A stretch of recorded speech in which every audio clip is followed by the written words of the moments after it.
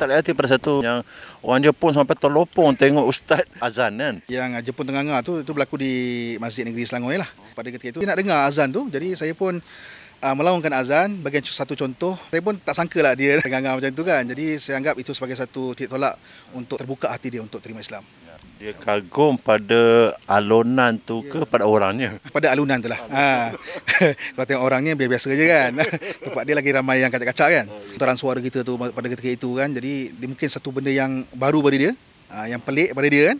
Jadi dia menganggap itu satu benda yang takjub. Jadi saya rasa itu satu benda yang baik lah.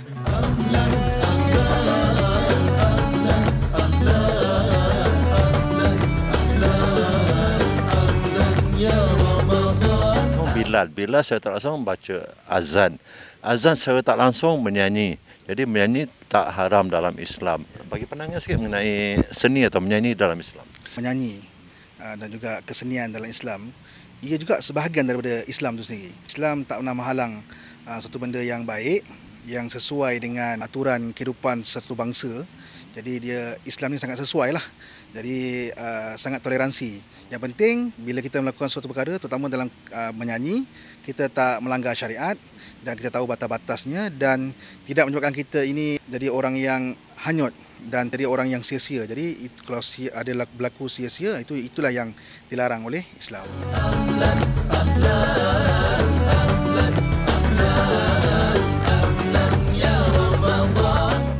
Bilal ataupun imam sekalipun menjadi penyanyi, maknanya dia ada single ke apa kan, perlukah dia bersembunyi atau malu untuk tampil? Kita perlu jadi diri kita sendiri. Bila kita dah menceburkan diri dalam nasyid, kita tak perlu nak malu dengan background kita. Jadi kalau orang suka, orang akan terima apa yang kita nak sampaikan dan apa pun background kita. Saya lihat kalau jawatan sebagai seorang muazzin ni sangat sesuai sebab di masjid saya ajak orang datang sembahyang kan. Jadi bila kita dalam nasyid, kita punya peluang lebih terbuka luas. Madu'u tu lebih banyak, lebih ramai lagi. Setahun lama ku menanti, akhirnya sinarmu kembali. Single ni mengenai Ramadan kan? Ya, betul. Dalam single Ahlan Ya Ramadan ni, dan sangat sesuai dikeluar pada bulan Ramadan ini, sebenarnya saya nak berikan nasihat, berikan ingatan kepada umat Islam supaya bersedia dan buat satu shortlist supaya apa yang kita buat bulan Ramadan ini tidak sia-sia dan apa yang kita tertinggal pada tahun lepas kita dapat penuhi pada tahun ini supaya Ramadan ini Ramadan yang terbaik dalam hidup kita.